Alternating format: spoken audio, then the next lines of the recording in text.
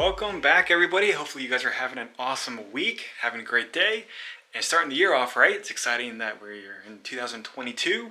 A lot of people have really good breeding plans and just plans on updating the enclosures on their animals, buying new animals. So it's really exciting to follow a lot of you guys and see what you guys have plans for this year and what you guys have been building up since last year. Before we go ahead and start the video, I just want to show you guys this poster that I got printed out of Pop-Tart. This is a pretty big poster. It's an 18 by 24. I posted it on Instagram, and if you guys are interested in it, let me know. All my socials are Cin-city snakes, and I'm really kind of surprised and impressed with the printout because it is such a large printout. I thought making a bigger picture that it would have distorted it or made it really fuzzy, but it's actually really good quality. So it's just a quick action shot of Pop-Tart, and I can get these in super gloss or an even smaller printout, but that is quite large. So kind of decided to show you guys some of the Locality snakes that I have. I don't have that many. I only have 3. I kind of wish I did have a few more because I really do like the Locality snakes, but everybody's so wrapped up into the morphs that I think they get overlooked a lot. So this girl is in shed. She does not look that great, but her colors really don't change very much from being in shed to normal. She would be a lot brighter and shinier when she's out of shed, but she's just in here. I had to clean her cage.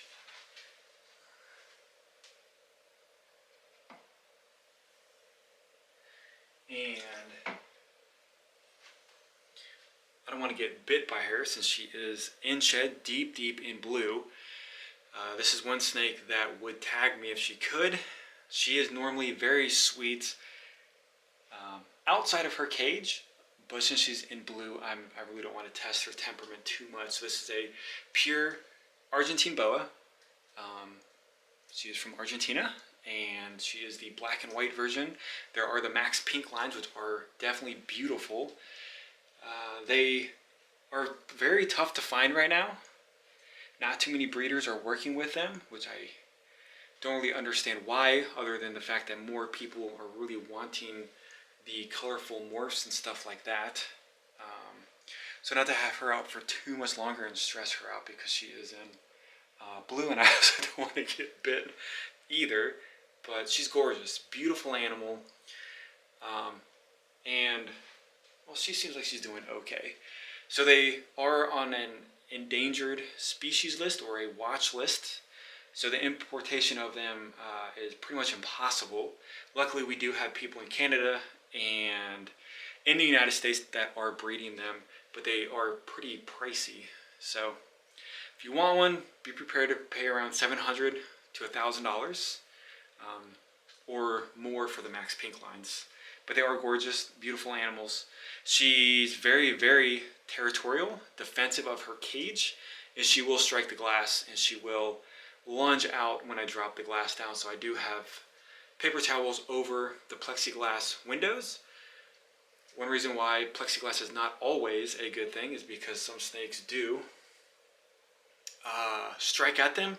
They can break their necks, they can break their jaws, and it's just one thing that I really don't want to have happen to a lot of these animals. So beautiful snake. So we'll put her back and we'll get out the true red tails.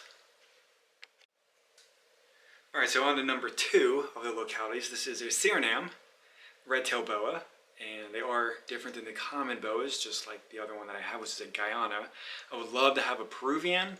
There are many other species of localities, and they all range all over the place in South America, Central America, and stuff like that. They all range in sizes and really diverse.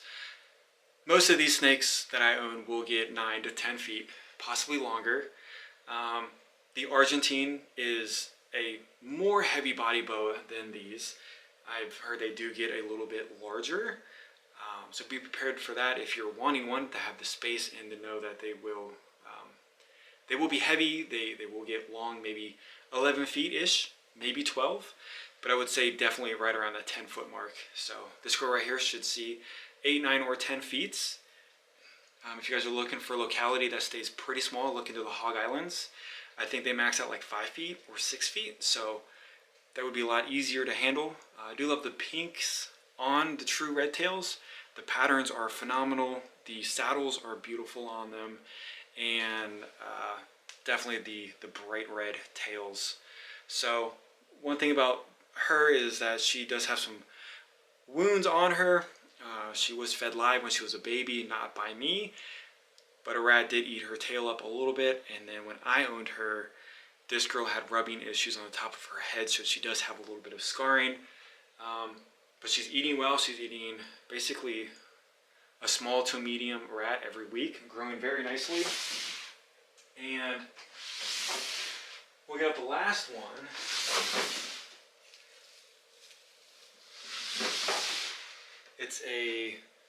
So this is the Guyana.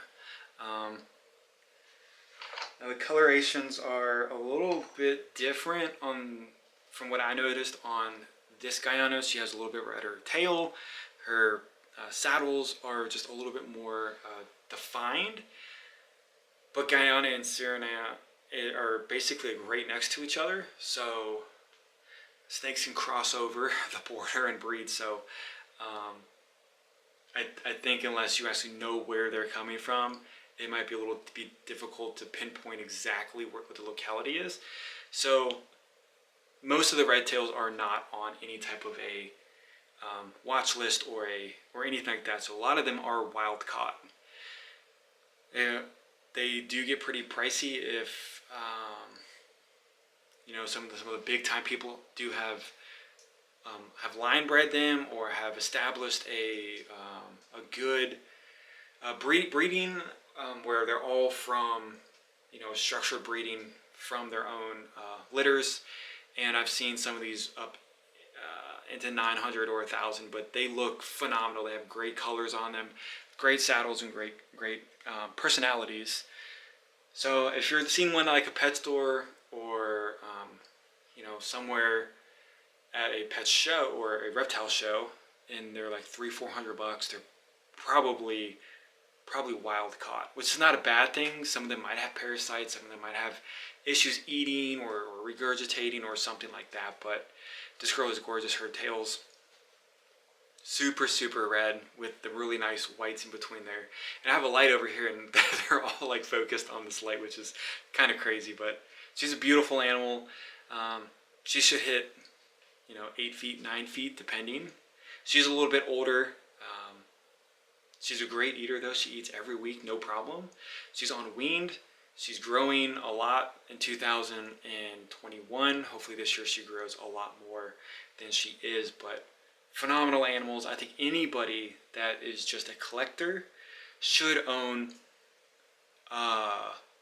some sort of a locality animal, because I mean that's just like, this is exactly what you would find walking around anywhere in the jungles in South America, or even in Central America if you're looking at some of those localities. But they just look really nice, great temperaments. And a lot of people say that they're the true red tails.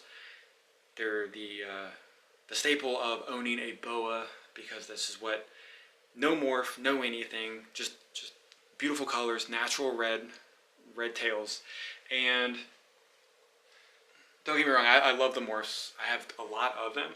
Another weird thing is the motley gene, from what I was told, was not really something that was bred, together to get in captivity. Somebody actually found a motley boa in, I don't really know where. I think Mexico. I don't know, but somebody had it. Somebody paid good money to bring it into the States, and they kept breeding it, and then that's where we are now with the mollies. Could be wrong. That's just what I was told. I forget who told me that, but I only hang out with people that really know what they're talking about, so I don't think that was, a too far-fetched story. That's it on the localities. I mean, all the ball pythons, they're not localities. I mean, they're all originally from Africa, but every one that I have is a morph, and they've all been bred a million times. And all my other boas are nothing, no localities on that. The anacondas aren't. I mean, the anacondas are the wild type. You go down to anywhere in the Amazon basin, and you'll find the green anacondas, but they're all over the place. So you can't really pinpoint those exactly to where they were. And both of mine were bred here in America, because those are also illegal to import and export. So hopefully you guys have an awesome day, and I'll see you guys on the next video.